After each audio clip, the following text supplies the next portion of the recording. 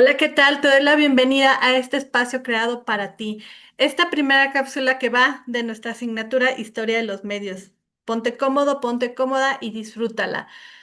Imagina que un día despiertas y no tienes celular, no tienes computadora, no tienes laptop, no tienes tableta, no tienes nada de esos dispositivos. Solamente tienes tu imaginación, una pluma o un lápiz, una libreta y listo. Eso es todo lo que tienes. Hace muchos años así se comunicaba la gente, después de pasar por otras etapas, por supuesto. En México, la prensa ha recorrido un camino amplio, a veces muy tortuoso, a veces aparentemente sencillo, siempre con miras en darle información a la población, información verídica. Y en otros momentos, ¿por qué no? Hay que mencionarlo con alguna fake news en la actualidad o con alguna información falsa. La prensa en México ha tenido un papel fundamental en la historia de nuestro país. Durante el periodo porfirista, a finales del siglo XIX y principios del XX, surgieron los primeros diarios modernos como El Imparcial, que se convirtieron en empresas periodísticas al estilo norteamericano. Sí, lo recordaste bien. Es más, me voy a poner en una situación que estoy segura que varios de ustedes o varias de ustedes ya lo han visto en esta famosa película del Hombre Araña, que aparecen su jefe, ya sabes, escritorio, la versión antigua estoy hablando, ¿eh? Y si no, pues vayan a la nueva, ya hay partes que todavía lo toman así. Está el escritorio, en ese tiempo, en aquellos años, pues la máquina de escribir, muy al estilo norteamericano, cómo se llevaba el seguimiento, cómo iban investigando de manera personal o con oídas en ocasiones verificando las fuentes. Eso mismo se empezó a replicar en nuestro país, a nuestro estilo, y en otros países, hermanos y hermanas de acá, de México. Estos diarios, acá en México, El Imparcial, que fue pionero, se volvieron importantes en las nuevas ciudades que estaban desarrollándose, donde la gente necesitaba informarse a través de la prensa, porque era lo que había. Y ha ido evolucionando, por supuesto. Lo que necesito y te pido aquí es que vayas llevando esa secuencia con algunos chispazos de información extra que podemos ir dando para que lo recuerdes, más que memorizarlo, lo comprendas y lo vayas acomodando en el recorrido histórico que vas a llevar durante toda tu carrera. A partir del salinismo, que se refiere al periodo del presidente Carlos Salinas de Gortari del 88 al 94, la prensa escrita en México quedó al margen de las formas de control gubernamental. Durante aquellos años, el gobierno decidió enfocar sus esfuerzos de control en los medios de comunicación masivos como la televisión.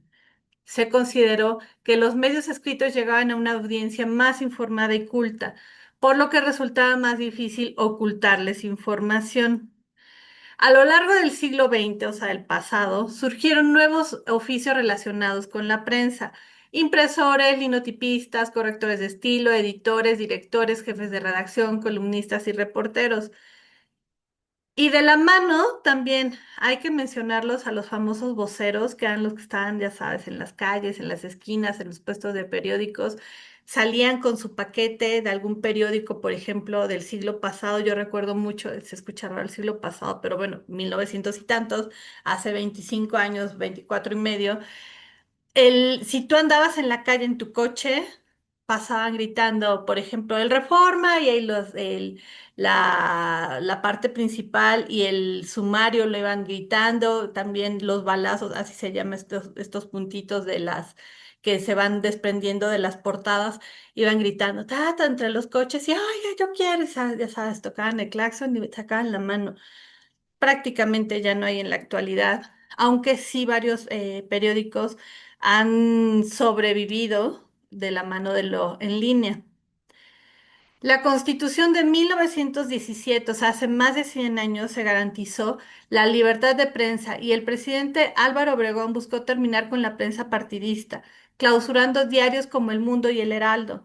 En 1922 se formó el primer sindicato de redactores de prensa impulsado por la CROM.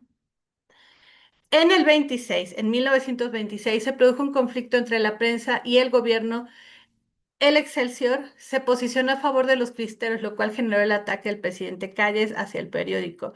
En el 29, contexto mundial, ¿cuál era la gran recesión económica?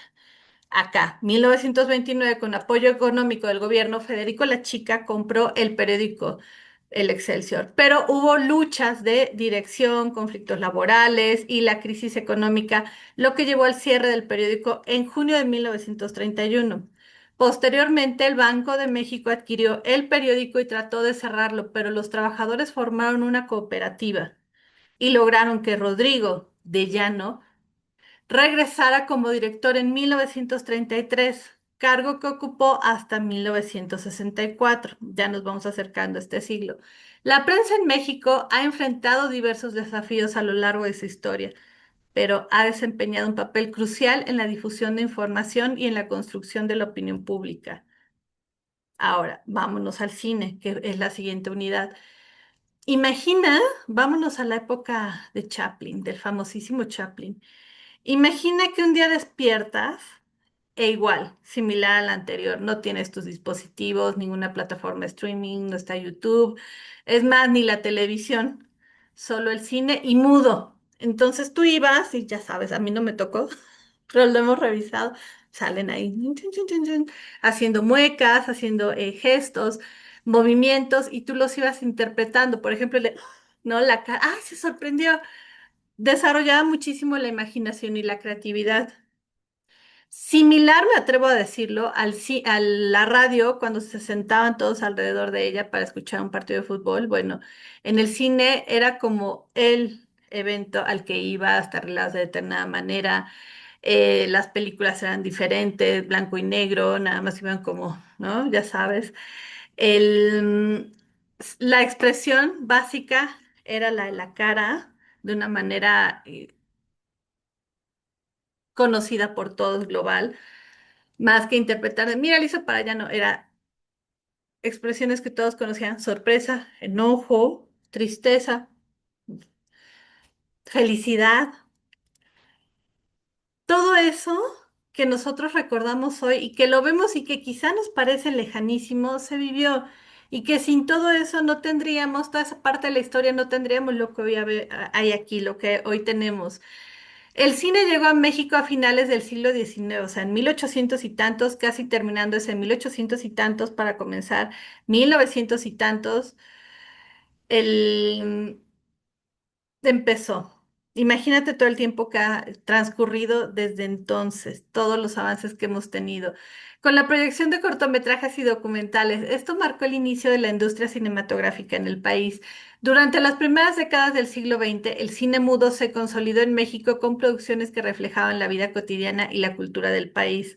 Películas como El automóvil gris en 1919 son ejemplos representativos de esa época.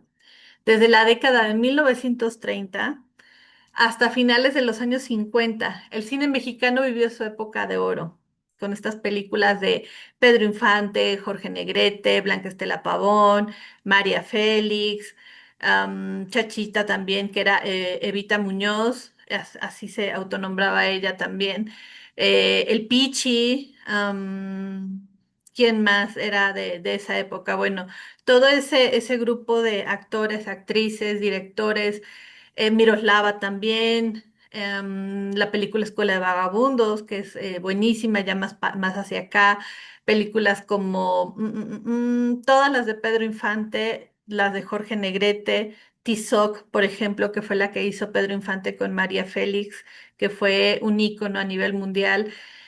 Todas esas películas dejaron huella. Y por ahí dicen que a veces queremos revivir aquello que consideramos que fue lo mejor y creo esa expectativa en que siempre iba a ser así. Sin embargo, la realidad es que no, es que sucedieron varias situaciones y entonces pues se tuvo que evolucionar y nos adaptamos. Durante el periodo de la época de oro se produjeron películas icónicas como La Revolución Mexicana, El amor y la vida rural, directores como Emilio el Indio Fernández y actores como Pedro Infante, María Félix se convirtieron en leyendas. Aquí es importantísimo que recuerdes estas películas que han dado paso a mucha información en el mundo, nosotros cómo las estamos viviendo.